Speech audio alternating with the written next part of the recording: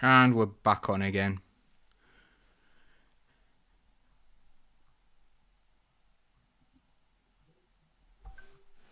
Okay, and this time we are back on live. It is Socialist Night Live. We hope that you are able to get back onto this stream. Really sorry about that little technical issue that we had there. But we do have Ian Lavery with us. Hi, Ian. Hello. Hello. So, right, I think the first question that came in there is how in the world did you manage to restrain yourself from actually hitting Boris Johnson there when he was blowing kisses to you? He was doing everything he could. Like, I think he used to play rugby, didn't he? And that's like a rugby thing to wind people up, blowing kisses and stuff. How did you manage to restrain yourself? Well, first of all, Paul, thanks very much for the kind invite. Why on earth do you have like socialist discussions at 9 o'clock on a Saturday night, man?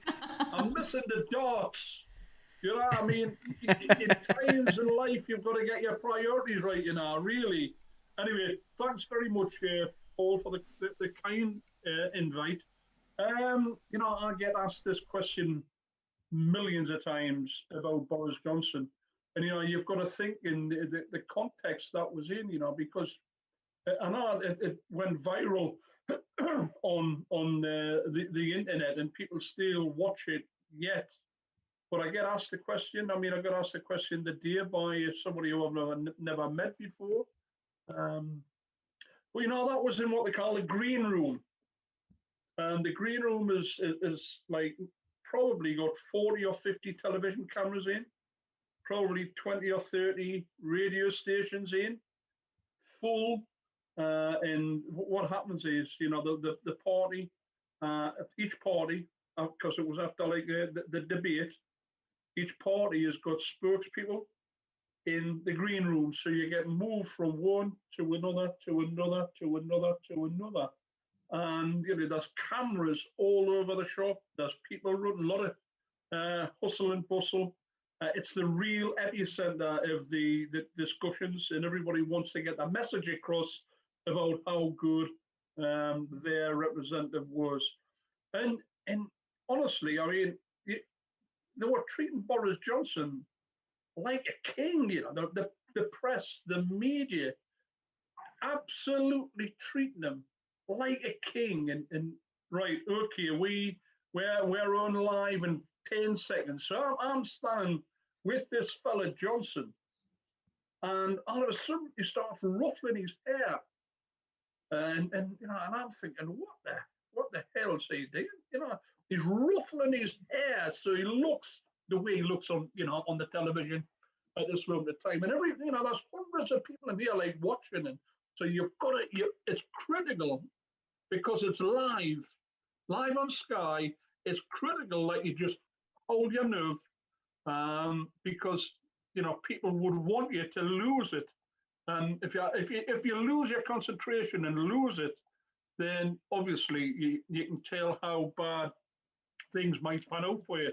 So I'm standing and I'm answering the questions, and then Johnson, who was standing there, they'd come in front of us, and I can't really remember what I said, but something like, "What on earth are you doing? Don't be so rude." Mm-hmm. And he like we're having a bit of a banter about food banks, saying he had never been to a food bank, and he moved. Let me tell you, he bricked it. He absolutely bricked it, and he stood back. And if you want to watch it, you can see that he didn't blow kisses in my face when I was watching him. He did it when he knew I didn't see him. And I'll be quite honest with you, Paul, if I had seen him do that, I'm not sure what my response would have been, because that would be so unprofessional. But as you've said, it was a way this is a way the bullying boys try to intimidate people, who haven't been brought up in the lifestyle they have, the privileged establishment. And it was about like trying to intimidate me. But what was funny was we then went on to Newsnight, um, and he refused to stand next to us on Newsnight. And then he refused to have a head to head with me on Newsnight. He said he would go on, but you're only going like individually in a individual interview. So that's what happened. But honestly, people do not realise what sort of individual this fella is. Why on earth is people in your constituency, in my constituency, supporting this individual? I mean, honestly, why are people in abandoned areas, low wage economies, for having to use food banks, having to use universal credit in work, in employment? Why are they fascinated with it? This creature, Mr. Johnson, it's beyond me, because believe me, he's not terribly keen on supporting people like us. I'm telling you. That's a long-winded answer. That's the longest answer I've ever given anybody. See, that's the beauty of this show. You're allowed to give long-winded answers, and the other beauty of this show is you get live comments coming in from people, and we can answer them, and it's a really good way of doing things in that respect. So I'm going to go through a few of the comments that have come in. A few questions. There's one that says, "For the love of God, somebody buy him a comb." I hope that's not directed at me, Julie. I think it's directed at Boris Johnson. But we've had. We've had a few different comments from people. Someone saying you should have stood on his toes. If you could make one change in this country this second, what would it be? That's a question for you. It's a simple one. Eradicate child poverty. Yeah. We've got a massive issue. People on watching. And your sales poll, and the reality is, how many times have we heard about child poverty, and the Tories say, well, it's not, it's not really happening. But we are the fifth/sixth richest economy in the world, and the sad reality is we're not feeding our own kids. I mean, I could have said poverty in general, and perhaps that would have been a better answer, but I'll stick with child poverty. What it means is, kids not going to school or going to school without having any food in their bellies. And automatically, I mean, that's bad enough, but it means that they haven't, and I know you're in the teaching profession, Paul, it means that these kids have got a distinct disadvantage immediately. If you're hungry, you're unwell, you're weak, you're not strong enough, you're not thinking. And how on earth can you sit through school if you haven't had something substantial and nutritious to eat and expect to learn? And that's worse for people at a very young age to cope with. So I think we've got like nearly 4 million kids in poverty. Clusters in my area, and it'll not be too different, where everybody lives on this clusters in my area. There's like 40% in certain wards of child poverty, and then you've got the ridiculous situation where the Tories they didn't want to supply free school meals during the school holidays. They voted against it, and then they've got the nerve, to say, we've got the kids' best interests and need to be back in the school. They weren't saying that when they were voting against giving the kids a nutritious. And look at that contract there, Paul, that contract with that company, I forget the name, they made millions, it was all over Facebook, all over Twitter, about the food that was supplied for Edenred. Is it Edenred it was called? It was well, the French firm Edenred, who they give the contracts to, and I know in Durham they had everything ready to go. Oh, that was the original vouchers one, but are you talking about the contract for when they supplied the meals and it was like 3 slices of cheese and stuff? In a money bag. They were giving like food in money bags, Joe. Like half a carrot and stuff. Mm-hmm. That's right. Yeah. So we use it. You're right, Rochelle. They were using like bank money bags to put little bits of stuff in, and I mean, it was absolutely horrendous. And, you know, there wasn't ever an apology for that. It was that they'll put it right, and we've had a word with them. So child poverty is extremely important to me. Poverty is extremely important. As I say, you know, we can find money for almost anything. We can find lots of money to kill people, you know. We can find lots of money to support the establishment. We can find lots of money to wallpaper number 9 Downing Street and furnish millions, you know.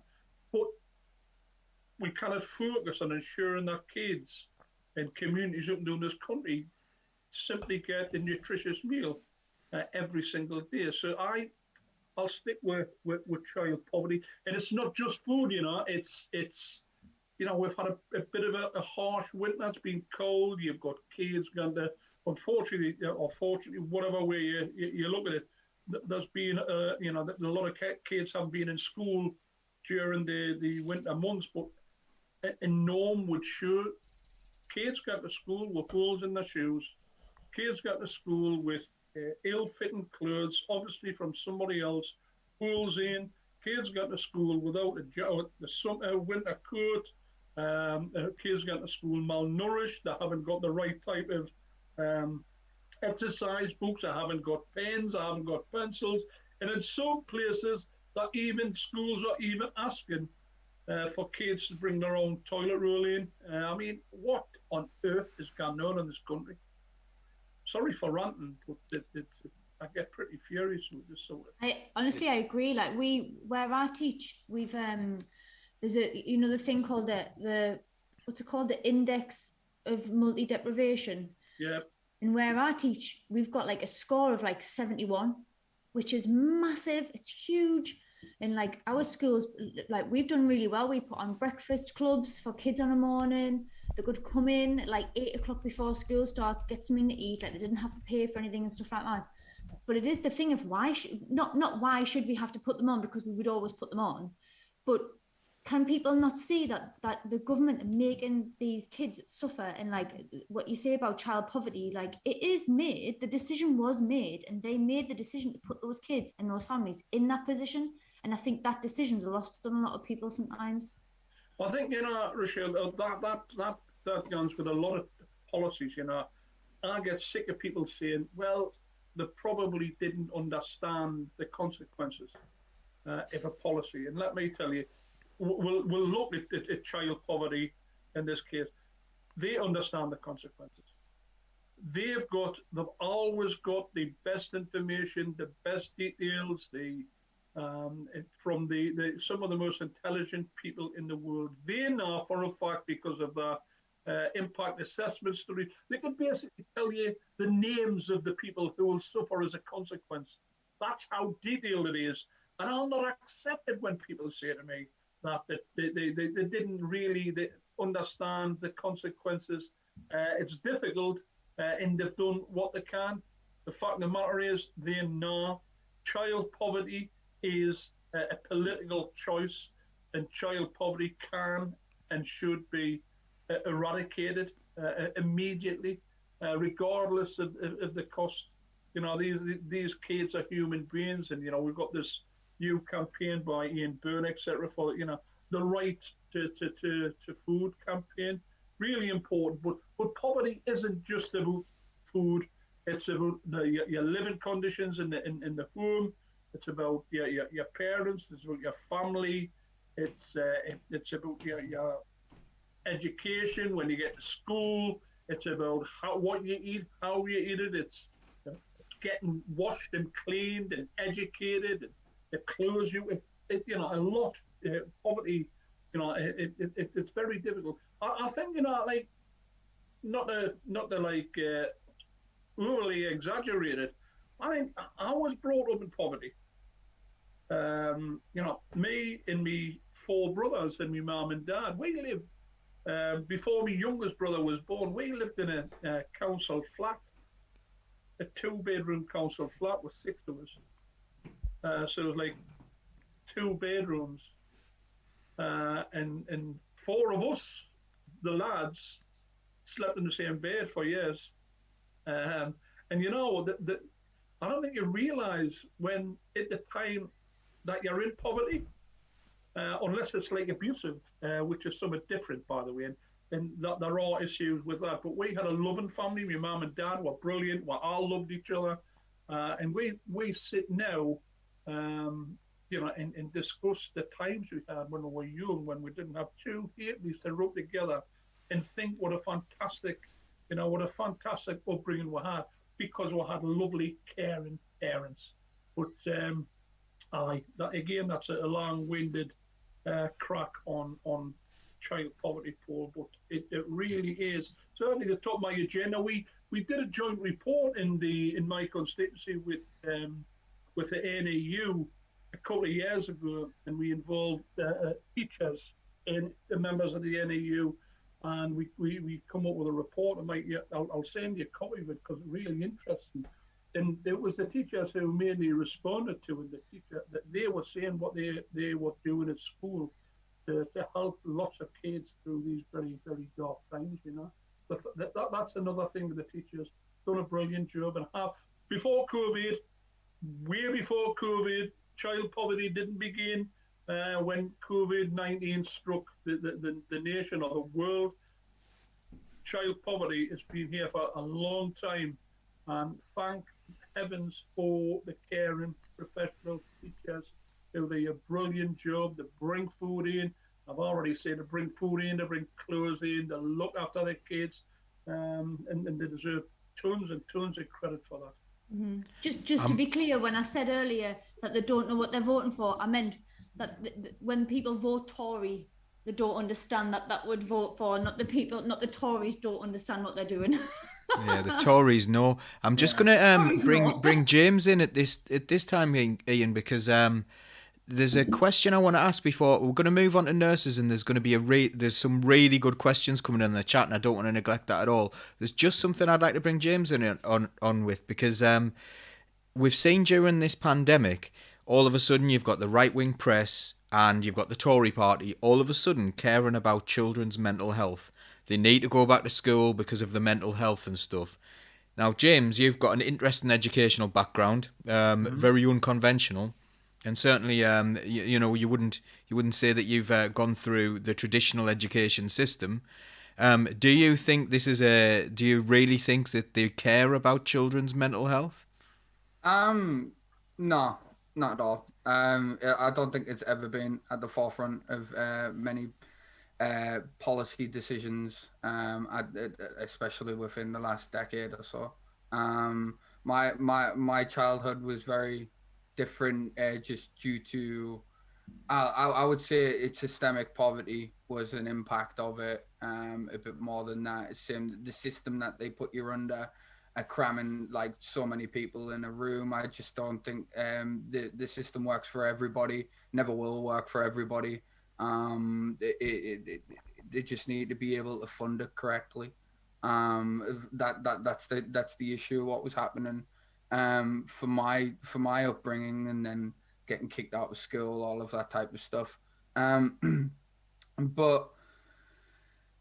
in terms of the way they think, they actually don't care. What they care about is getting people in to for childminders. That's literally the way they see it. They need the kids to go back to school so that they can get their economy back on its feet and working as it has. And I think a lot of society at the moment is genuinely not.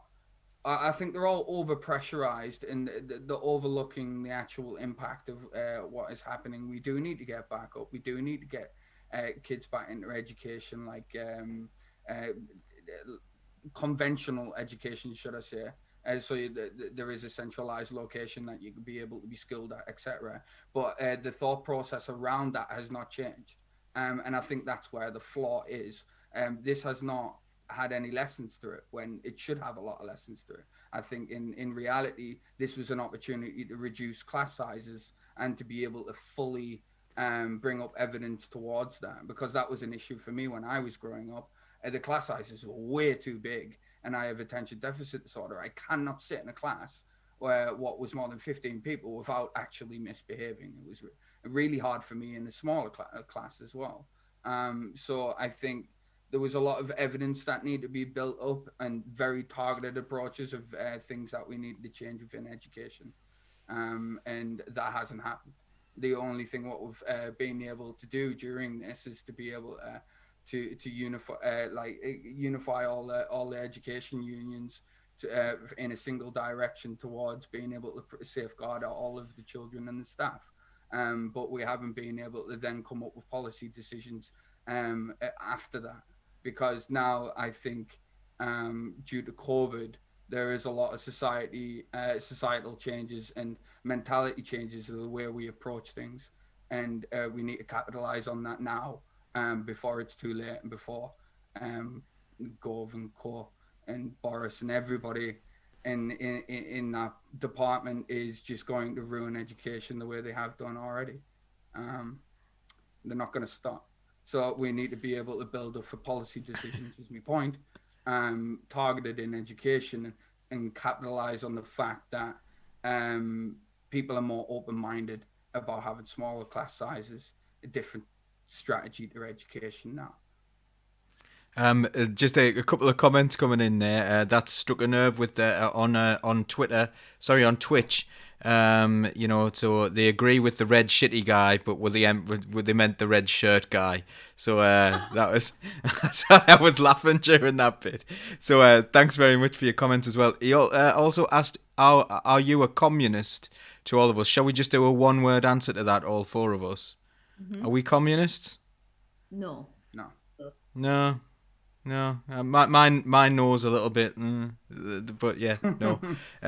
So yeah, they're not necessarily equivalent, but yeah, we're bottom up socialists. I would say most of us here. I would say bottom up socialists believe in the idea of empowering people to take power themselves and give your power away when you've got it. I guess that's where we are. Right, a really important question. There was a good one from Owen as well, about should school staff be vaccinated? Do we think school staff should be vaccinated? Not just teachers, but all school staff. Right? No, they're not. In special schools in County Durham, we did get it, but no, teachers haven't been vaccinated and school staff haven't been vaccinated. So yeah, we think that's Well, Paul, that is it's a huge issue, and the debate about when the schools all gone back on Monday and how safe it might be. It cannot both be the safest place in the world and the biggest vector of COVID-19. It can be one, but not them both. Either or, but not them both. Simple as that. And there's a huge debate about who should be having and who should be getting the vaccine. But schools, I'll guarantee you, and I'll come back and I'll guarantee you, after 4 weeks of the schools being open, and the R rate will have increased massively. And I hope I'm wrong when I say this. And the infection rates will be increased as well. So there's a huge argument and a huge debate about who are the frontline workers, who should be designated as frontline workers. I've had discussions with the police, for example. I've had discussions with other organisations who all believe that they should get preferential treatment. And you know what? There's a great argument for every one of them. And I understand why teachers believe that they should have, or should not take priority. Priorities, gone now. But in this cohort, if we've got enough vaccinations, which I'm sure we have, then we should be vaccinating people in the front line. There's no doubt about that. Yeah. Absolutely, thanks. Right, so I'm going to move on to the budget now, because I know you'll be wanting to get to your bed at some point very soon, Ian, so we really appreciate you coming on. Will the Labour Party support nurses should they strike? Now, we did a poll on Socialist Think Tank earlier on Twitter, and I can just update you on that one, actually. So on Socialist Think Tank, we did this poll, and some of you can go on and answer it if you want. It's still a live poll. But if you wanted to see that, then just go to @SocialistTank. But the question was, if nurses take strike action, would you show them solidarity? said retweet for a bigger sample, and the choices were yes, solidarity forever, no, let them eat claps. So that was the choice that people had. Now, a right-wing group got hold of this and started answering no, let them eat claps. That's what the right wing think of our nurses. The people who are stood on doorsteps, the people who are being like, look at me, I'm clapping away, I'm absolutely brilliant, I support the NHS, but they don't want to see a 1% pay rise. So, Ian, do you think the Labour Party are going to support the nurses if they take strike action over their pay? Well, one thing I'll tell you is, I would support them 1,000,000%. It wouldn't be the first time I've been on strike for in support of NHS workers. I remember one of the first times ever on a picket line. I think it was in 1991. I think 1981, 82. I was on a picket line at Ashton Hospital with the NHS workers. In their dispute. I think that the vast majority of the Labour Party MPs would certainly support the nurses because they're appalled at the treatment that the nurses have received. Nobody should be surprised, really, though. Nobody should be surprised that this is the case.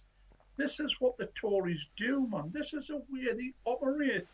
And I was telling everybody, yes, we'll clap.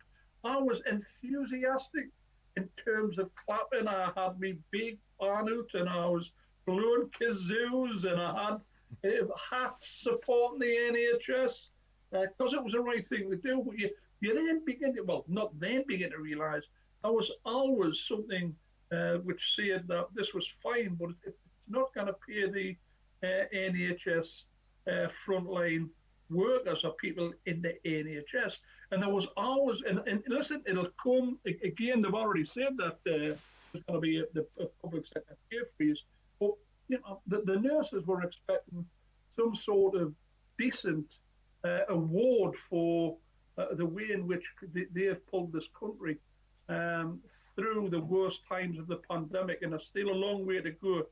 See, as people that's done it. It isn't the hedge fund owners. It isn't the international investment bankers that's done anything. It's the NHS and other key workers that have done this. Now, the Socialist campaign group, I would have thought, to an individual would support the nurses, and I think it would be very difficult for the Labour Party, who was founded by the trade union movement, to not support nurses if they decide to have some sort of industrial action, because of this isn't a pay award; it's a real-term pay cut, by the way, for the nurses. So I would sincerely hope that the front bench would agree. And I know we've had difficulties in the last year or so with some of the front bench positions. But I would hope that there would be massive support for the nurses. I would hope the leadership would have learned the lessons from what happened in the education sector, to be honest. And it seems as though from the front bench tweets straight after what was going on, it was the rhetoric seems to feel much more in favour of, in support of the workers this time around, especially the NHS staff, i.e. being in a slap in the face, rather than what they were saying to the teachers, basically shut up and get back into school. There's a complete different change of tone towards the unions, and at the moment in that respect for the NHS, but I didn't see that with the unions, education unions though. What would we all say to people? So some of the negative comments we've had on that. Now, at one point it was 30% of people were saying no to this when this right-wing group got hold of it. It's now back to like 92% would show solidarity to the nurses. But, what do we say to people who say that those nurses are putting people in danger by taking strike? What do we say to those people? Well, I mean, this is the same sort of thing that I always say to people mainly in the public sector. It's what they say about teachers. Why I mean, look at what they did when the teachers were only saying, look, we want a safe environment in which to work, and it's not safe. No, why would anybody disagree with a working person who thought that the workplace was unsafe, and it was unsafe? Why would they criticise them for that? What did the Daily Mail do? What did the rest of the media do? They said, well, it's the militancy of the teachers who do not care one jot about the education of the kids, and we've already been through that whole. So what we say to people quite simply is that these people have put the lives at risk. They put the families at risk. That a lot of them have been burned out, and the NHS has been privatised within for far too long. We need much more investment in the NHS and social care, by the way, because in the budget there was nothing in the budget for the NHS or social care. Not a halfpenny, not a halfpenny. So people should wake up and smell the coffee, I'm afraid. But I mean, we've got to just continue to extol the values of the nurses, the people working in the NHS. And I think, by the way, I think the public will be on their side. But it's always the card the government will pay, Well, okay, leave the hospitals, leave people who need treatment. And if anything happens, it's your fault. It's your fault, the militant nurses who work in the hospitals. But I think they'll get a fast shock on this one, by the way.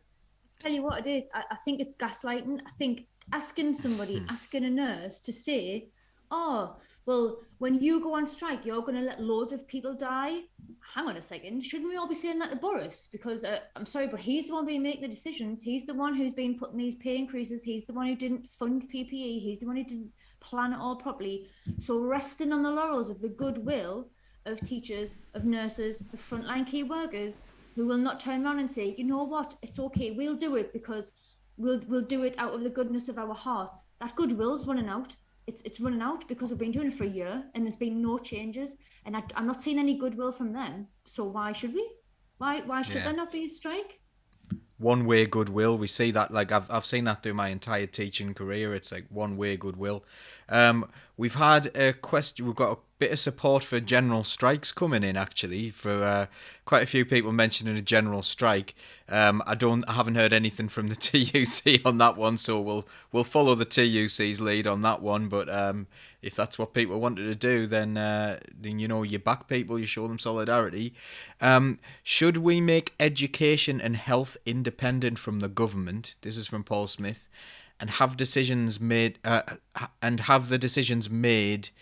by the people who work in those professions stop making it a political football?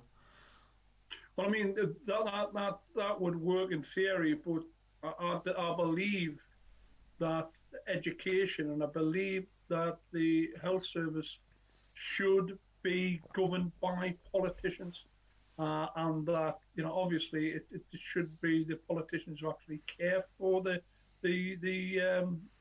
NHS and for education. It's a great idea to think that we should let the people who work in those industries control it. It's a form of nationalisation, of course, and I'm all for nationalisation, but I certainly would rather have a nationalised health service, a health and social care service paid for by the taxpayer and governed by politicians. I've heard all these independent things before, and I must say that there's huge differences in the NHS, for example. That there's huge varied thinking from individuals who are on the front line. I guess back to what Rochelle was just saying there before. People are thinking, well, I cannot walk away from somebody who's poorly, so I cannot go on strike. And the government are telling us this. And when you look at the trade union density in education's took a huge increase, by the way, since the pandemic. But the trade union density in both those areas we're talking about is not what it should be. It really isn't. And if you hand it to an independent body, there's not really such thing as an independent body, in my view. But nationalisation would be great, controlled in the best interests of the people, with people at the top, not just politicians, perhaps a blend of politicians and people who work in the industry. It's always the right thing to do, in my view, when you've got these big executive boards, to have people who work in the workplace on those boards, for a whole raft of reasons. They're the ones who deal with the problems on the front line, and they're the ones who are most experienced.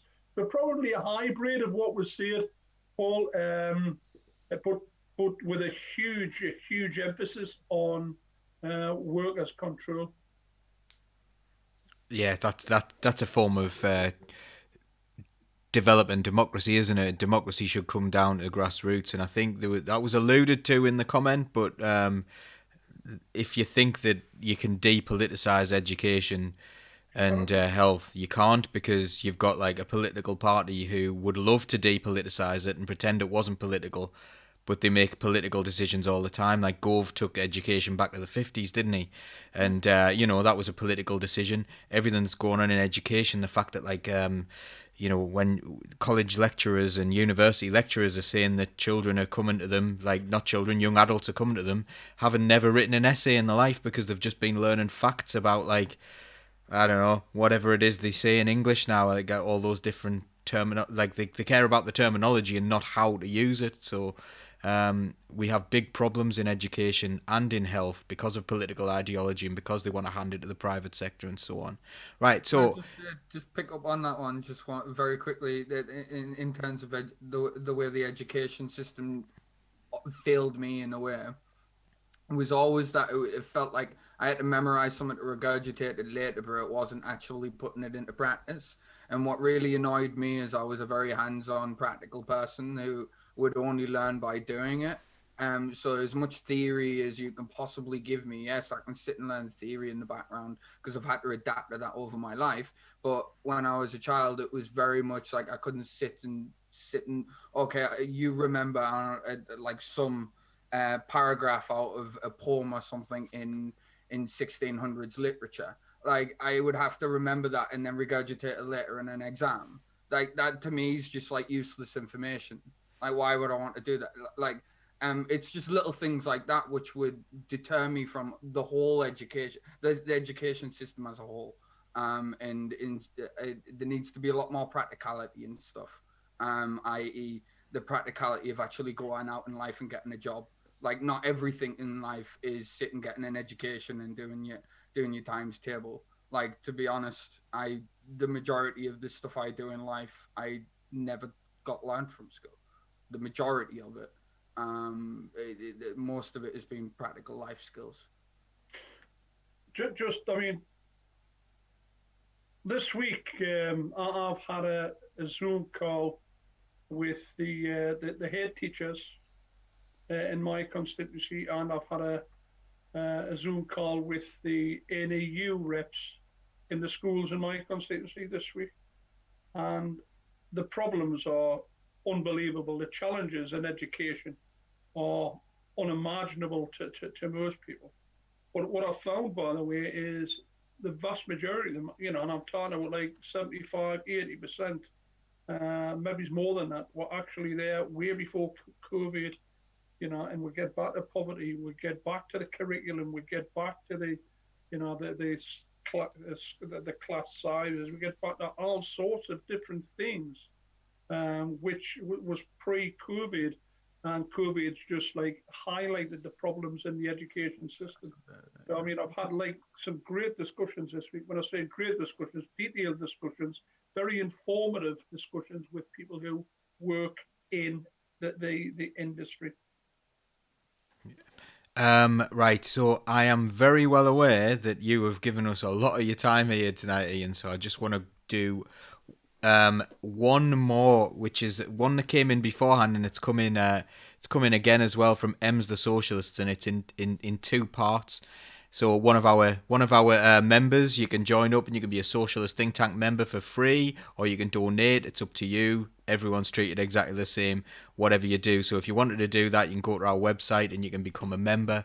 But the questions were, Ian, can you help us here in Wales to return a true socialist Welsh Labour government? And some extra help in my constituency where we're up against the Plaid Cymru leader. So Ems believes that having a proper socialist would help in the battle against Plaid Cymru there. Would you be willing to get involved in that?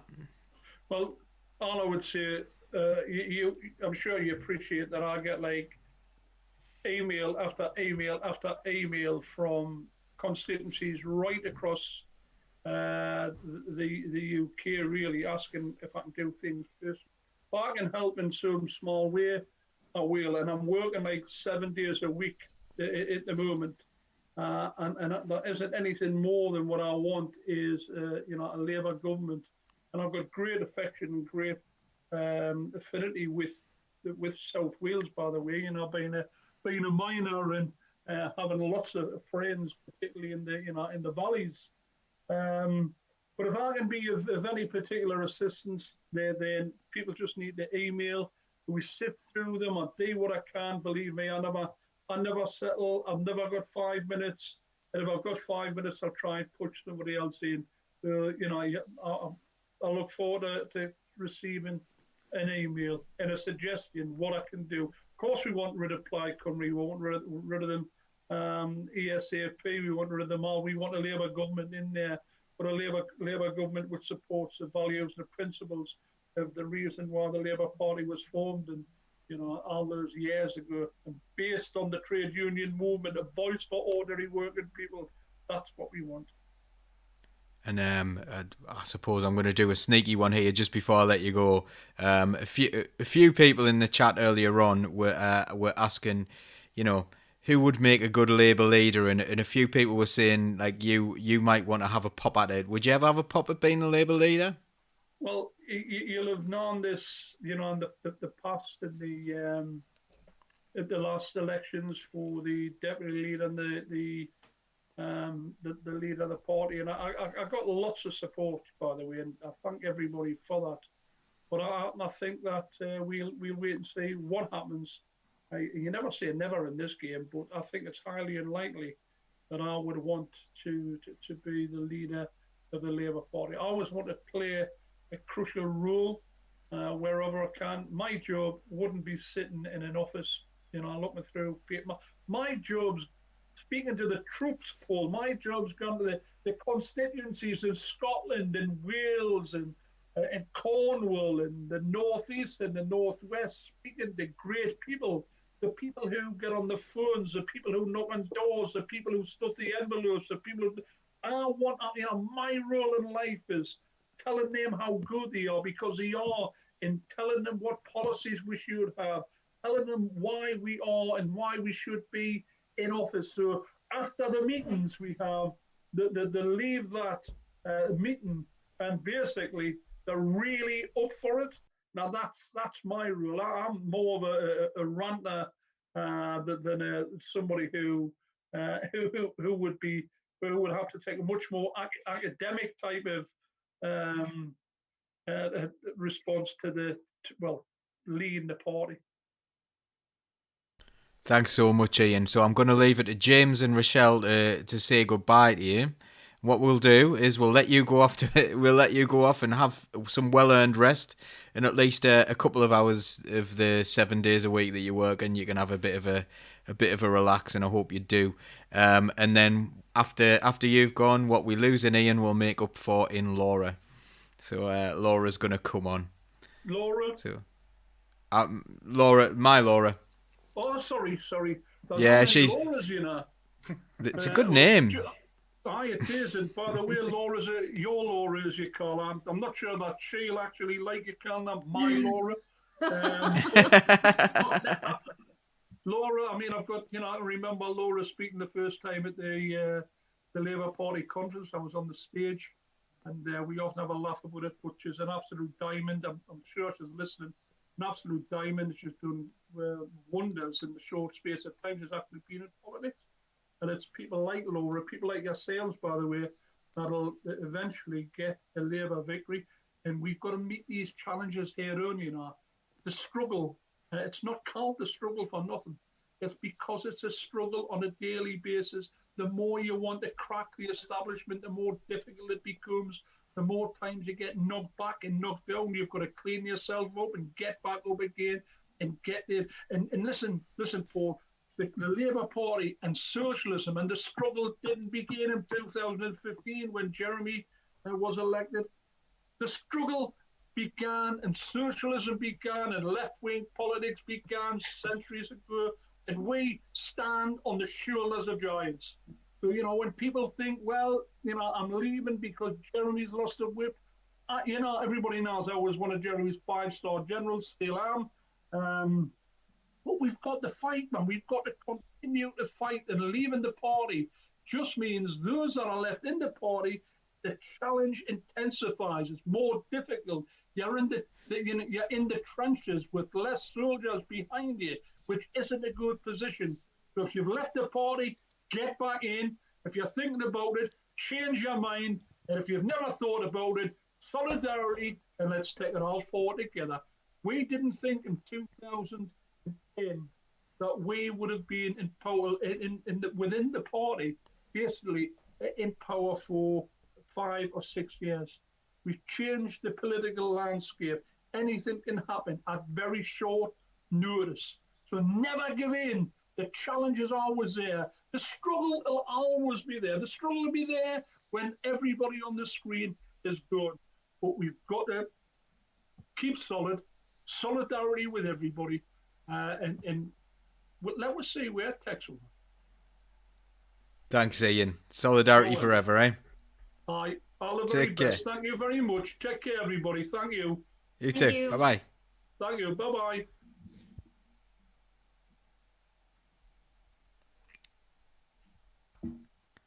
And the seamless. That was pretty seamless. I'm pretty impressed with that.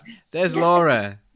Oh, yeah, I'm pretty impressed with a massive shout out like that from Ian Lavery. Get in. Thanks, Ian. That'll do. Yeah, it's funny you mentioned there about how we have a laugh about my first speech at conference. And I was really proud of it, given that I was the first person that year to be asked to get up and speak. And I knew it was about open selections and things like that. And I'd been at Women's Conference the weekend before, and like I was like this the whole time, never got picked. So I was like, but I'm just going to put my hand up and then deal with it later because I need to get up and speak. So I went, and the chair went, yep. And I was like, oh, hang on, I'm not ready. I had to get up and just wing it. And I was so nervous, and I didn't even realise I was doing it. My hands were sweaty, so I was like wiping them on my legs. So when I saw Ian later, he was like, "You all right?" Was Owen with you that year? Because Owen's been in the chat tonight.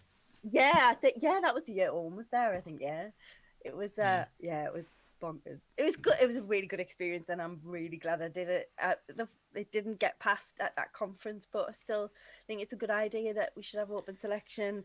Ian disagrees, but he is just a lovely soul, and he's just. I'm so pleased he managed to find the time to come on and talk to us tonight. Like he said, he's literally one of the MPs who just doesn't stop. He just keeps going. But I tell you what, even last year, I went to conference. I was lucky enough again to go to conference last year. No, God, no, the year before. 2019, yeah. Yeah. And it became a daily routine that I'd walk down to the conference centre and I'd see Ian and I'd get my morning hug. And it was like, yay. And I missed that. So I need to go to conference again so I can have a morning Ian Lavery hug. I get jealous when Lynn from the Women's Banner Group gets more than I do. It's not happening. So we've got, I think now we can probably have a bit more of a general chat, because when you've got a guest like Ian, you want to go through him and you want to find out what it's about, but a bit more of a general chat now. I just like hearing Ian talk constantly. I think that's the most I've ever been quiet in an hour, ever. I think we all have. I think we were all pretty quiet. He's good crack, isn't he? He's a good one, is Ian. But I was just wondering, has anything stood out to you in the chat tonight? The chat's been absolutely brilliant tonight, to be honest, and I felt kind of bad for. I'm trying to keep people, keep the watchers involved in the show, and they're there on the screen all the time. You can see the quality of comments that are coming up on the side. But at the same time, when you don't want to interrupt when someone's saying something good and positive. So sorry if you didn't get to ask the question or anything like that. Moose has made some absolutely class comments tonight. He was there talking about what was it, the conscious cruelty earlier on, and so many other things. Mia's made some really good contributions. Mark, Craig Hall, who's a as far as I know, someone who's relatively new to Socialist think tank. I'm not quite sure, but appears to be quite. Oh, there's Penny. See, for people who listen on the podcast, that's like our dog coming into the room and Laura disappearing off into the background. So I do apologise, but it's been really nice. There's been some excellent comments in there. Is there anything sticking out to anyone? No, the only thing I do want to mention earlier on, you mentioned how we basically have members now, and just little milestones. I would just like to announce them every so often. We're currently up to 58, so we reached our 50 milestone quite easily. Let's hopefully we can get that higher. The only way that is you become a member for free. There's no the contribution required. All that really would mean is it opens you up to an internal forum, access to a WhatsApp group if you want to, a bit more behind the scenes if you want to get more involved, and also have the opportunity to get a newsletter every month just to stay up to date. We normally post Rochelle does our videos every month about our schedule, and just to get that in email format as well. Can't believe you didn't mention merch discounts there, Rochelle. Get the merch on. You've got some merch on tonight, haven't you? I've got one on. Yeah. You're gonna have to go close to the camera with that one because we can't. Look at that! It's a Bobby Dazzler. Bobby Dazzler. Handcrafted. Handmade, resin printed and hand painted. Moose is asking for a link in the chat for shall I'll do that. Members.socialistthinktank.com, or just go to Google Socialist Think Tank, click on the link, and then click become a member. And I'm willing to stick it in the chat for Moose. Moose is a good guy. Anyway, right. So anything else sticking out in the chat? I did see one by Mark. Hang on. Mark. Carl, can we send Carl a WhatsApp link as well because he's a member? He's not been able to get in. Yep. Oh, there we go. Carl's done it for us as well. So what was Mark saying? Sorry. There we go. So he said, "Do we have to fear a potential PM Rishi Sunak more than the absolute disgrace that we have as Prime Minister now?" That's a class question. Do you think Rishi Sunak will go for it? Honestly, I think that's all he's been doing. Have you not seen his campaign? Everything he does, he's like, Rishi Sunak is doing this thing, and he's like, look at me. I've been up all night with my clothes and my whatever. I don't know what he says, but he does these like really arty videos. Yeah. Where he's like looking at it, and he's playing up to the dishy Rishi thing, and he's definitely doing a leadership pop. Oh, it's so definitely doing a leadership. So dishy. Definitely. Rishi has always been the leadership player. Always has been from the beginning. As soon as he was Chancellor, he knew he was going to be like his spotlight, and he's played it ever since. If you like, he's creeped his way in purposefully. It's the professional side, young professional look, he's like a diamond on LinkedIn. Like everyone loves him in that regard. Weatherspoons were advertising him. What he's speaking to, that audience, and he's very popular in that audience. Yeah. During Eat Out to Help Out, Weatherspoons had him on the bottom of his the posters and stuff. That's definitely the play. So like the argument is like Starmer's going for the competent thing, isn't he?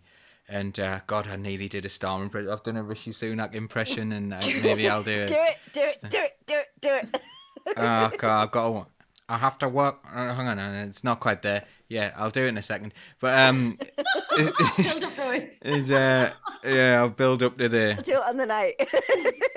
You need to do certain triggers, like there's a forensic, and that's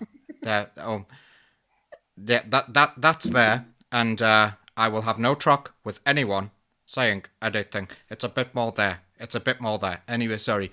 It's like an episode of The Trip, but like without talent. But so yeah, Starmer's kind of going down the forensic route, and he's like saying Boris is a bumbling idiot, and Rishi Sunak isn't a bumbling idiot. He is an absolutely vacuous person who is steeped in the establishment, and economically, like, you know, he actually was involved in the world financial crash. That should play him out, but why not go after him for that? This guy was like responsible for the world financial crash, at least partially, far more than anyone on this call could ever possibly be, and we probably paid for it a lot more. Like he's I think he's got a personal wealth of 300 million. He's the richest MP, and his wife's worth billions. So like, he married a billionaire. Well, yeah, but he didn't need to do that because he was already a multi-millionaire himself, and you know, it's just, you know, he is not one of us. Like, why are we being played all the time for these people who are nothing like us and nowhere near us? Like, they have no understanding of what our lives are like, and yet it's he's one of us, Rishi, he's one of us. Everything around it, it's the full campaign. It's kind of like branding. It's just the same as celebrity. Everybody loves a celebrity thing. It's all about the royals at the moment, right? It's like everything's a celebrity, and I think it's at the moment society's like really needing a distraction. Any kind of distraction is enough. And if it's like Rishi being a bit dishy, let's focus on that for the week. If it's like the royals, like, I didn't want to be a royal. Let's focus on that for a week. It just seems like this ridiculousness of distraction from what the reality of what's going on at the moment. Well, it's funny you mentioned the royals, the bullying thing with Meghan Markle, when they said, Meghan Markle, some people are accusing her of bullying, and then Priti Patel paid out loads of public money. £340,000 was it, in public money, because she actually did bully someone, but like they didn't have to admit liability because that's how out of court settlements work. And then there were court costs as well, but that was barely reported. It's like, dear me, our Home Secretary is a bully, and because everyone knows it. Outside of court agreements, so they're not going to make it a big deal out of it, are they? But that happens all the time. Like if you're in trade unionism, if you know that anything out of court, it's like you can't talk about that. You're not allowed to talk about that. You're not allowed to say that is the case. But we all know it's accepted as the case. You have admitted guilt as soon as you decide to settle out of court in that kind of case. I think going back to Mark's question of whether Rishi's going to be the next leader and what does that mean for us? Actually, I don't think it means a great deal of difference when we're looking at a party where David Cameron was the most left-wing leader they ever had.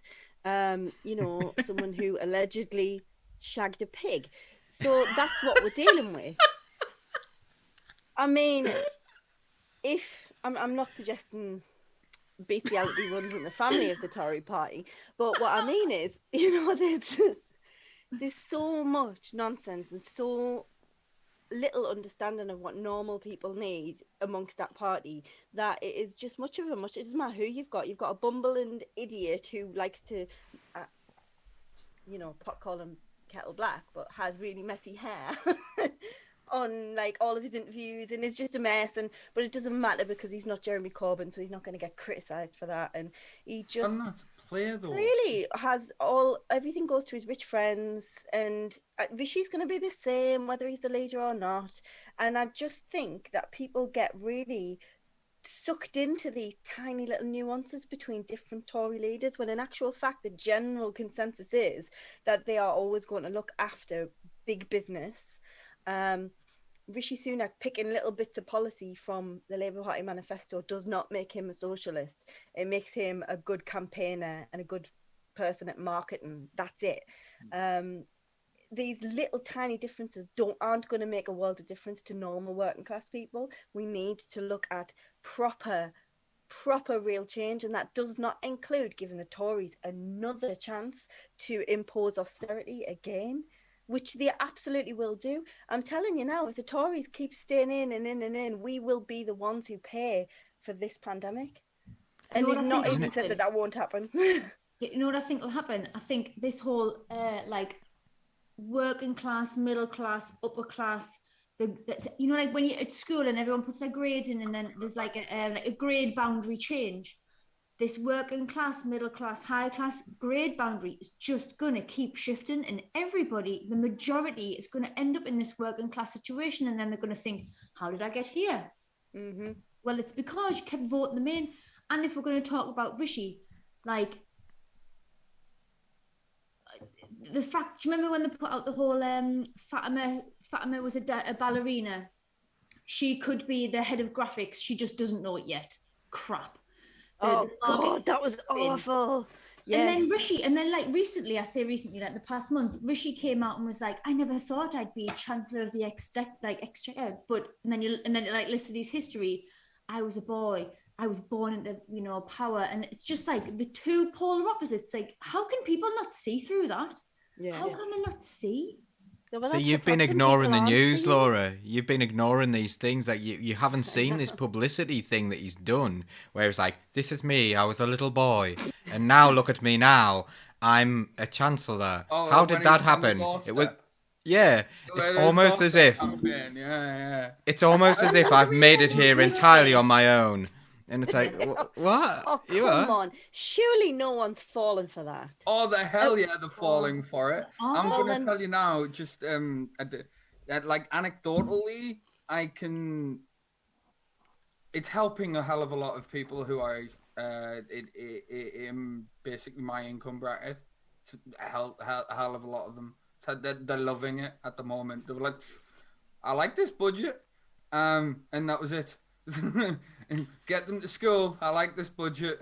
Yeah, thank you. It's funny as well. They're happy with that. Just because of the utter stresses what they're currently under. Anything is a big relief for them right now, a massive relief. So they're gonna give you tiny bits of grapes, when you've got a banquet in the background. Yeah, but that's true. But what they're doing is, so they're pretending that they're giving you some leeway. But in actual fact, what they've done is, you know how you have like a tax allowance? So your tax allowance is like, it used to be 10, it's now about 11 grand, tax allowance a year. 12 and a half it is, yeah. 12 and a half. They're going to freeze that. So it's not going to increase. So they're going to freeze that for the next 5 to 6 years. I can't remember the exact numbers. But they're not talking about in the news. They've not physically said that out loud. It's there in the background in the small print. But and they're saying like, oh, right, what do people want? We're going to give them this. But they haven't actually said, oh, actually, to balance out the books, because we've paid too much to Serco and we're not going to get the money back, we're actually going to freeze normal working classes tax allowance. They haven't said those words out loud. And for Rishi to be standing there with his suitcase, I'm sorry, like, but the lad needs hitting with it.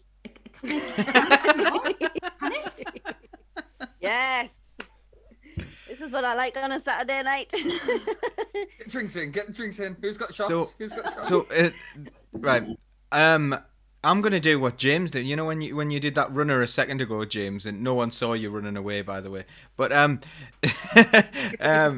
so I'm gonna do that in a second. But I'm gonna leave you with a little question, and that is, does it worry you that Rishi Sunak took so much of Labour's 2017 and 2019 manifesto and started to talk about like a green industrial revolution?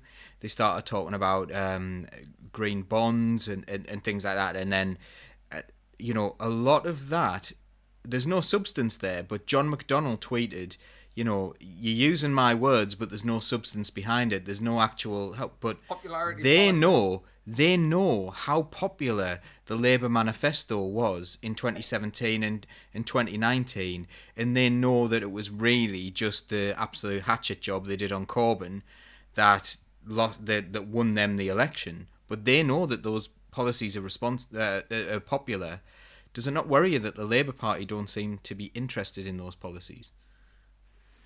I mean, honestly, I haven't seen what policies the Labour Party is interested in, because we haven't come out with anything. And to be fair, in our defence, we don't have to come out with anything because there isn't going to be an election for another 4 years or whatever.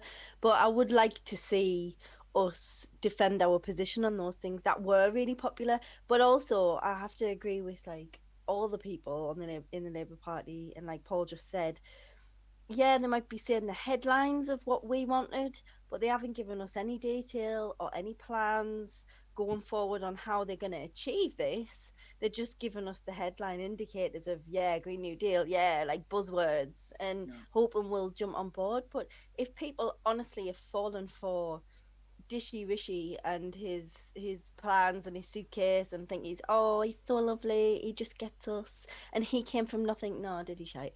So if people have fallen for that, then they're gonna fall for the headlines as well, and that's what we need to be tackling. We can tackle the government till we're blue in the face. Everybody's doing that. We need to tackle the perception of the government and people's perception of their marketing campaigns, and just give them a history lesson. Look at what's happened. What makes you think this one person's going to change everything just because he happens to be a bit younger? And Mia and Musa have been saying in the comments as well, look at the optics.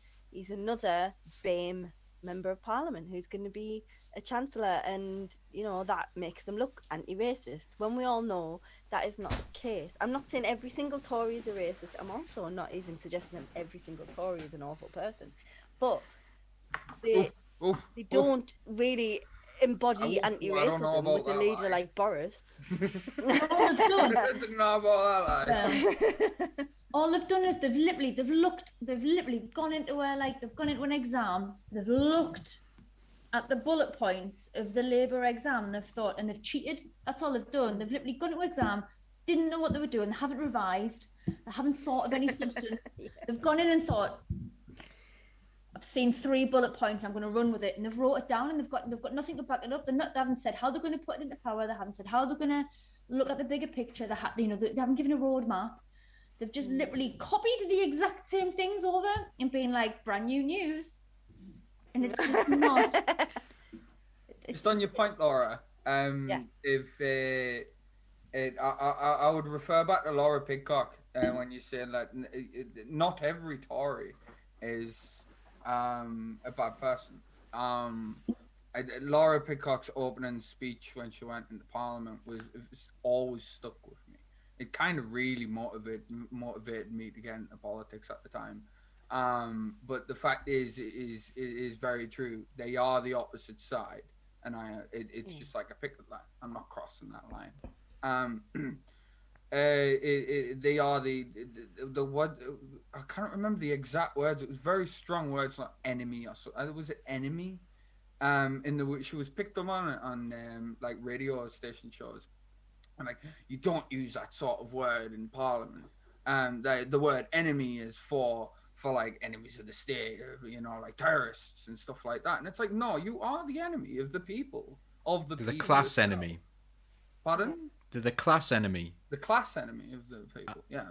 I often think, like, if the working class, and if the Labour Party, the party allegedly of the working class, looked after its class as well as the Tories look after their class, we'd be in a hell of a different situation. Yeah. The Tories do look after I always say I admire them for it. They are absolutely into class politics in a way that we really aren't. They really want to look after their class in a way that we aren't willing to say because that we're... Because they have everything to lose, though. They have everything to lose. Yeah. That's why they wanted to keep it. It's saying, like, there's the old saying, which I think I was watching a movie it was in. I don't know why. But I was watching a movie, it was like, It was a battle between like I think it's a new samurai movie actually on Netflix. Really random this, but it was a battle where one had to everything and nothing to lose but everything to gain, and the other side at the time just had they've lived a life of luxury for all of their life for 200 and odd years. Like they all they had was everything to lose, but at the time, it was always the rabid type of personality, somebody who has nothing to lose. They'd gone all out for the fight that ended up winning. But in this scenario, it always feels like that's never true in reality. What's actually happening here is it's the people who have everything to lose are always the people that are winning. I don't see an underdog in this scenario. But in Japanese history, that underdog occurred. That's I'm making random comparisons. It just randomly came up in my head about watching that movie. But that's the way I'm seeing it at the moment, where there is definitely a class issue there, but the underdog has always been suppressed. And I'm trying to think of where can we do that in modern politics, of where the underdog does take the advantage. And the only way I seen that in that way was very, very tactically. Very tactically. They waited for opportune prime moments and pounced, even though it was ethically wrong to do so at that moment in time. I think it's got to be a people's movement, though. We've shown that the leaders, I mean, the Tory party are just a unit within themselves, so we won't include them. They're not going to be involved in this changing the system and changing people's lives. They will always look after themselves, like Paul said, and their rich friends. And when I said that I'm sure not all Tories are the worst people in the world, I'm not sure. I hope that I think you mean Tory voters, don't you? Well, not necessarily. I do hope that at least one or two of them out of those hundreds of people got into politics for the right reasons. I haven't met one and I haven't heard from one, but there's, you've always got to have hope. But they're not going to change the Tory party and will ultimately probably get kicked out and become Lib Dems anyway. Bergo? It's about the only Tory I've ever respected in my life. Who? To be honest. Bergo? Well, he changed though. He tried to defect. Yeah, but he tried to become a Labour Party MP. Respected, man. But I've never known any other other than him. There was one other. The father of the house. I forgot his name now. Ken Clark. Okay, yeah, the kind of respect Glenn. Oh, he was an absolutely awful education minister, and he was like one of the worst Tories. It was just when it came to, like, he did stick to his principles. Politics, he did stick to his principles with regards to the EU, but the EU is a big capitalist club. Like, as much as I voted Remain, as much as I campaigned for Remain, I was under no illusions that the EU is a big capitalist club that allows migrants to drown in the sea. The idea for me was to have a Labour government and a socialist government going over to the EU and trying to campaign on those things and try and, because I think we were an extremely negative power in the EU. The UK and Great Britain were a very, very negative power in the EU. Like, we stood in the way of tax reform with the veto. It's not a particularly democratic system when you've got a veto for, like, certain nations would have a veto. We were one of them, and we were a real negative power in the EU. So, yeah, he wanted to stay in the EU, but probably not for any sort of reason that a socialist would recognise. But anyway, I'm just going to go back to read my book on applied calculus. Oh my God. Sorry. Who'd have thought that I'd have become a chancellor? I can't believe you've got that book in your house. Oh God, I know. Can I just come in on something you said there? It really, really massively struck a chord with us, and I'm going to promise to try not to cry again on this subject. But so we talk about Remain and Leave and Rishi Dishy and all these little things that don't really matter when you think about what's important. And you just when you mentioned there about people who don't give a shit about people drowning in the sea. That's the reason I got involved in politics. That moment when Alan Kurdi washed up on the beach, I literally never forget that day. Like, it is burned into my memory. And as much as I hate what is going on in the world right now, I'm not. I'll make no bones about it. And if I get kicked out, I'll get kicked out. I'm not a huge fan of the Labour Party at the minute. I think they haven't got any policies. They're not being strong on anything. No one else is coming out with anything that means anything. It's all just words, meaningless words, and it's absolutely devastating when small children can wash up on beaches and it can be a headline for a few weeks, and then no one does anything about it. We need to be spreading the word that we need to be internationalists. We need to look after each other, and until we do that, then politics is dead. Politics doesn't work for the normal people. It works for the rich, and it works for friends of friends. And even when it just works for people in the UK, it's not good enough. That boy was the same age as my son is now, and I can't cope with that. Like, and that was one, and I've seen many, and I keep seeing the pictures, and I try not to look at them, and then I think, no, do you know what? I have to look at them. I have to see that little kid wrapped up in his dad's t-shirt trying to hang on to save their life, and both of them drown. It's not acceptable, and that's the reason I got into politics, and that's maybe probably what we should be talking about. It's funny to talk about how Rishi's campaign is making him seem like he's been dragged up, but look at how good he's made himself. We all know that's absolute rubbish, and we need to just tell people that's rubbish and it's unimportant. And actually, we need to be looking at important things like people dying, and people are dying in this country. People are starving. People whose families actually have jobs but don't want to go to food banks because it's embarrassing, because it's been stigmatized so much, because they've been forced in this situation. People are starving. Like, I'm sorry to make it seem like such a, but it's a big deal, and we need to start remembering the reason why most people got involved in politics and stop dealing with these tiny issues. And that's all the Tories do. A little issue every week to make you think they care, and they don't care. They don't give a shit. We need and to. identity issues as well. You've struck a chord in the chat. Moose is saying it's the same when he saw the children in cages in the southern border of the US. Yeah. You know, and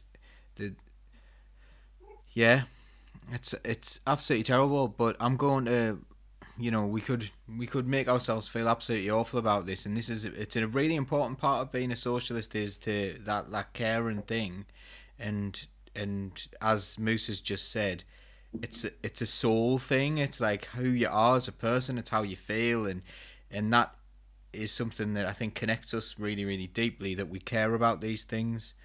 But because you got involved. Sorry. No, I was just going to say it'd be interesting to bring you in actually, but before I move on, because I'm going to move on from this to something a little bit more cheerful in a second. But James, did you want to come in there? Yeah, it's just there's nothing wrong with showing empathy, is my point. I think we all need to sit and show empathy and solidarity of what's going on in the world, but we shouldn't let it restrict us or bound us because we cannot control it. What we need to be able to do is try and come up with solutions to avoid it, and to be able to fix it in future. It's the only way to do it. Yes, have moments of sadness and reflection and empathy towards what's going on, but that should only be that shouldn't be everything. We should be thinking of ways to do it. So there's a time. No, I totally agree. We need to fix it. But me remembering that and me being really outraged by that's my driving force. That's the reason I got involved. And so I do have to remember it sometimes, as much as I hate it and I can't physically cope with it. But then the political systems we're working within don't allow us to make the difference we need to make. So we need to change the political systems. Yeah. That's my thinking anyway. What to? I don't know. I am open to discussion. I love organising. Let's get together and Smash Well, the I'm shit. gonna go into something that you're doing at the moment, but like comments are coming in and absolutely agreeing with everything. So the team, the rest of the team aren't seeing what I'm seeing, so I can see everything that you see as it comes You in. haven't sent us the link all this time around, by the way. It's this exact same link it. every week, James. I'll Is put it? it in the I'll put it in the chat. I Yeah, found Exact but we same talk one. like in our chat group. We talk every day, and it's all in gifs, so we can't. Yeah, see it's more in gifts, so you can't search. Just That's save my save the link. But this is more of a personal thing. This is more for like a chat that isn't live on live in to everyone in the world who wants to watch. But anyway, They love our realness. It's fine. what I was going to say is you've got that, and I remember Alan Kurdi. I remember that day, and I remember actually that week, and you were distraught, and you just couldn't cope at all. You just couldn't cope with the awfulness, the evilness of the world, the uncaringness of the world. You couldn't cope. And I remember talking to you, and I was already like involved in trade unionism, and and you'd always helped with that, and you'd always been involved with like music and raising money for trade unions and what have you. And I was in the Labour Party at the time. I was like, well, the only option here is to try and do something. Sometimes it's what can you do? Well, the option is to have it absolutely consume you, or do something. And you did something really positive. You've got like all sorts of different things you've done. You've helped people in lots of different ways, particularly through the Women's Banner Group. So that gives me a lovely segue into Moxie. You have had a film club this week, and I watched Moxie this week, sort of, while I was doing other work. And did you, do you want to tell us a little bit about that while I go and get a drink? Okay, yeah. Oh, I see what you did. I'll there, still yeah. hear you. Yeah. So the Women's Banner Group, and it was really we kind of wanted to do a book club and stuff over lockdown, and it never really happened because we're all so busy. And then I saw the advert for Moxie, which is a film that was made by Amy Poehler from Parks and Recreation or Saturday Night Live. She's really famous comedian, and she wrote it and directed it. And it was all about female empowerment, basically, within a school setting. So it really spoke to us. I was like, right, we'll do a film club then. So we sent the link out and we said, this is available on Netflix. Please watch it. So we got a lot of people to watch it and then come in to do a film club. Now, I've never been to a book club before, so I'm not really sure how it worked, but it was basically we just had a little chat about it and what we thought. And I thought it was going to be dead nice and a nice like drinky session and all the girls get together. But it was so intense once we started talking about it and all the issues. And like, we had women who were going through all of this in the 60s and the 70s. And trying to make a difference in the patriarchal society, and this is how lads behave, and it's just lads, it doesn't matter. Well, actually it does matter if someone's trying to grope you, or if someone's being inappropriate with you, or if someone's bullying you. It matters. And we sort of went from talking about the film to talking about personal experiences, and it just was really, and I've known this for a while, speaking to women within the Women's Banner Group, but how prevalent it is, and how every single girl you talk to has had an experience or more than one of misogyny, of bullying, of sexism, of inappropropriate touching, all sorts. And it's scary how much when you're younger you kind of go, well, I should probably just keep my mouth shut and that'll go away. And we literally, everyone on that call had that experience at least once, and it was really devastating, but also really like, right, okay, we've got to do something. And I think the film really worked as a really good catalyst for that conversation, and so we're going to try and get as many people to see it as possible. There are other films available that discuss this issue, but with it being new, it was quite topical. And it probably doesn't go far enough. We did talk about how there's a disabled girl in the film who we could have talked about a little bit more. The film could have represented her a little bit more. But also, on the other hand, there's a trans girl in there, and they don't make a big fuss of, hey, everyone, this is a trans girl with, neon lights.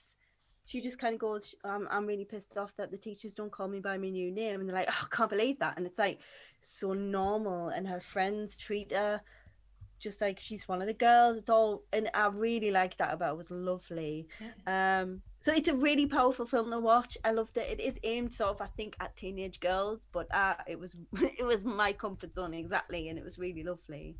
And I don't know, it was an interesting conversation, and I think well, as is always my case, Paul, you said I have a tendency to just do stuff and get involved and try and make things happen, but I'm gonna drag Rochelle into this one, and I'd really like to try and start our own Moxie group in schools around County Durham, and beyond, really, ideally, just to get girls realising that this is not behaviour that you have to put up with. It's rubbish, and it's not. You don't have to keep your mouth shut. You don't have to go, oh, this is just the way it is, because it's not okay. So yeah, it was really good, really empowering, really emotional. Loved it. Brilliant. We're going to do it every month. Rochelle, did you watch it yet? Yeah, it was great. And it is true. Like, there's that famous saying, like, "Oh, boys will be boys." Like, no, I saw like a cross-stitch meme, and it was like, "Boys will be boys," crossed out. "Boys will be held account for their actions." You know, and you're like, yes, of course there will be. Like, why is it taking until now? Like, and it is, and I do. When you're talking about the fact that they had a trans girl in there, and they were like, "Oh, yeah, it's shit that they're not calling you by your real name," and then that was absolutely it. They didn't bring it, like, they didn't make the whole film about. I don't know. What I'm trying to say is, you're totally right, and it was very normalized in the film, and I really liked that about it. It wasn't like, it's not normal because it is normal, and believe it or not, like, there are kids in friendship groups like now, 12, 13, 14, 15-year-olds, who are just trying to be like who they want to be, and I think that's the first time that I've seen it where it is normalized, and I really did think it was great. I really did. I watched it like as soon as it came out. I was watching it, and then I saw you were watching it, and I was like, oh, what's happening? Like, yeah, it was really good. It was really, really good. Really important film to watch. There are loads of other films we could suggest that are similar, but because this was new, and I feel like it's done in a different way.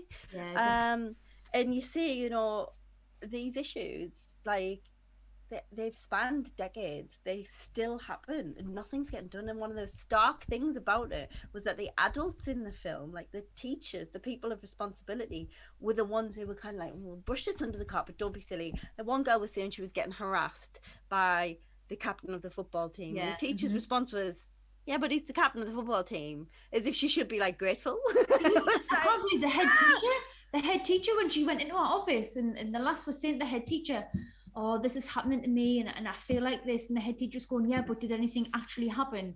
And she was like, "Yes, this happened." She was like, "Well, you've got no evidence of it." So, like, the principal, the head teacher saying that to one of the kids, it's absolutely mental, absolutely crazy. Yeah. But yeah, watch it. It And is really good. we can have a Socialist think tank film review of it as well, if you like.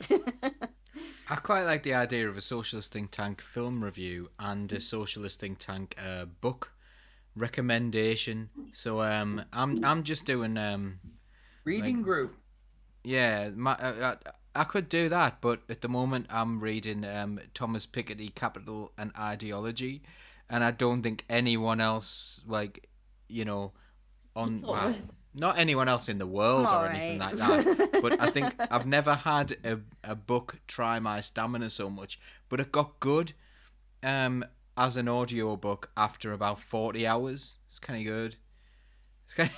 Oh my god, you got some stamina there. It's all right after 40 hours. Because what I understand. Imagine saying that. Oh, it's all right in the movie, man. Just watch 40 hours worth of the series, then you'll know. Then once you're 40 hours in, it's been. Moose has said we should do a Socialist think tank does Gogglebox. That'd be quite good, actually. Oh, yeah. What you think? Oh no, we're what's going already on? bringing you in our sit rooms and our homes and stuff. Like, it's Yeah, kind we're of just much one step away. Gogglebox already, you know. Yeah. So Moose is saying he couldn't finish it. To see, the best bit is the last chapter of Thomas Piketty's thing. So, like, if you're going to skip everything, you could just listen to the last chapter. As I say, I'm listening to it as an audiobook. The problem with it is he does all these different things, and it's just statistics. It's just statistics, and they're all really important because he looks into the history of it. And you're like, "Yep, Thomas, I'm convinced. You just tell me what you think. You've done the research. I'm convinced you've done the research because you've written it all down." Yeah, but it's excellent in so many ways, but it's just so. Grace Blakely, so much better though, who's also booked in for Socialist Think Tank, which that's an exclusive, isn't it? Yes. Grace Blakely is coming on for an Origins interview in April, so make sure you keep watching. She'll be here. Yeah, she should definitely be in charge of the economy. So. Oh, and there's a Netflix documentary on that. Right, is there anything on is that Musa? Is that on is the Thomas Piketty's Capital and Ideology? We'll have to wait a little second. So is there anything else we want to bring up before we close? Any final comments? Because I think we should close up, because I have to send out an email to every member of the Socialist Educational Association in the Northeast. I also have to prepare for an interview that I am not prepared for in the slightest. So, yeah. Oh, can I just say, though, while we're here and while we have people watching, tonight the Women's Banner Group did a session on women in politics as part of their International Women's Day series. And thank you to us, because it was so amazing, the Socialist Think Tank, for sharing that and doing all the technical work behind it. We do have another 2 sessions, one tomorrow at 2 p.m, the same places, our Facebook, our YouTube, Women's Banner Group's Facebook will be available, and that is Women in Trade Unions. It's going to be amazing. We've got some fantastic trade unionists talking on that one. And then Monday evening at 6 p.m, we have Women in Communities. You'll have seen, if you keep up with it, one of the Social Ties interviews that I did with Fiona Nicol. That made me cry. She's going to be involved in that, and a few other amazing women who work in communities, and that's on Monday night, which we will be sharing as well. So please do get involved with that. Keep an eye on it. It's a celebration of International Women's Day, of women and how amazing they are. So please do watch. Thank you. James? Yeah, just the usual. Make sure you go to the website, socialistthinktank.com. You can catch up with all our previous podcasts, all of our shows on there. It gets updated daily. You can become a member for free. That will sign you up to our newsletter and updates about all upcoming videos. And there is an internal forum on WhatsApp that you will be invited to when you join. There you can ask us questions, give us suggestions, and have little debates with our other members. And that's it from me. Rochelle? I'm going to plug our merch. So we've been resin printing. So I don't know if you know what resin print is. It's like 3D printing, but with just resin. Like, it's amazing. I'd put some sneaky videos on the other day. So I've been making these badges with my husband, handmade, resin painted.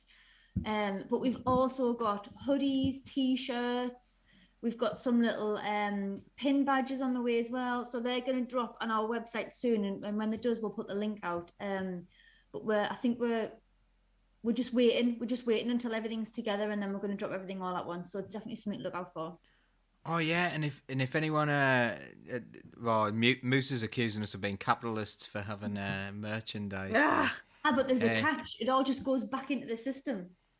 Yes, goes back in the system to promote socialism. To be able to make these shows. Yeah. Also, we've got these lovely cards, haven't we? It's about hope cards. And we're thinking about writing personalised messages on the back. So would you prefer, do you know our It's About Hope video? Would you like lines from the It's About Hope video? Or would you like a little personalised message that we write to you as a little thing for the postcard? Maybe we put that in when you buy it, make a comment which one you would like, and then it's clearly all going to be just like, can James send me a message, please? And James will have to write loads and loads of really weird sexual innuendo messages on the back of our cards. Can James kiss my picture? Why am I getting brought up in this? James, we know you're the sex one. You know why. No, it's not me. I don't know what you're talking about. you're the flirty one in the chat. Anyway, so Stop yeah. leaking it, Paul. That just leaks my game to everybody, you know. To be fair, everyone's a little bit flirty in our chat. To be fair. I'll take that. That's fine. Yeah, not just you. It's not just you who's flirty, James. I'm not leaking anything. So I hope not. Anyway, That's what she said. and then okay, so my last thing is next week we've got Charlie Hardwick on from do you know from Emmerdale and that. Oh yes, Charlie's amazing. We love Charlie. Honestly, like, you know, get your mums into socialism, because they'll all recognise her from Emmerdale and say, oh, look, she's going to come on and do that. She's so nice and she's so down to earth and she's so good.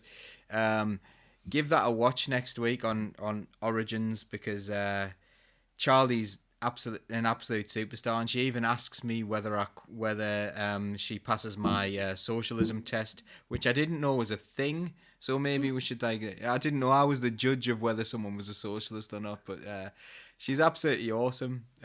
So, and the first northeastern voice I heard on on a soap, and I think that was quite important. I remember my mum calling me in, going, "Hey, there's someone from round here on Emmerdale. There's someone from," and it was a big deal, So, and she's very proud of that, and absolutely incredible, and did so much good work with the Women's Banner Group.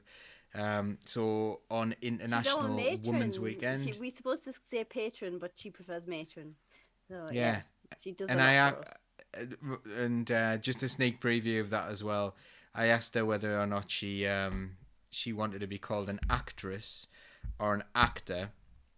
I knew that was a thing, and she was like, "Well, would you call a woman a doctress?" Fair play. Fair point. Fair play. So, right. Is there anything else we want to say, or do we just want to say goodbye to our beautiful listeners and Thank you watchers? for watching, and please keep up with us, and we'll have a think about doing Saturday night shows if it's not something people want. Ian wasn't overly impressed because he missed his darts, but he was happy to be here. Yeah, and our friends over at Socialist Telly decided to step in this slot as well, so that's standard now. Yay, solidarity, friends. I really wanted to do like a pantomime boo, like in the background. Honestly, it's like we've been on calls. An actual soundboard. That's what we. Really I've got an actual soundboard if you want one. We could go all 19. We could go all 1970s if you want. But soundboard squawk as well. It's still like 2021, mate. Like soundboards are not going to go out of fashion, because you can easily clip things that we see in shows and then be like the most. I'm sorry, Laura, but we could take you so out of context of what you just said 2 minutes ago and just keep replaying that constantly on the soundboard. Which line in particular? That's what she said. That's what she said. That's what she said. Fine. You know, just little things. It would be really fun, I think. Not for us, maybe for you, wind up merchant. So so I think we'll dedicate the final moments of this episode to Socialist Telly, who keep doing this anyway, and we will see you all soon. Bye. Thank you. Hi everyone. Bye bye.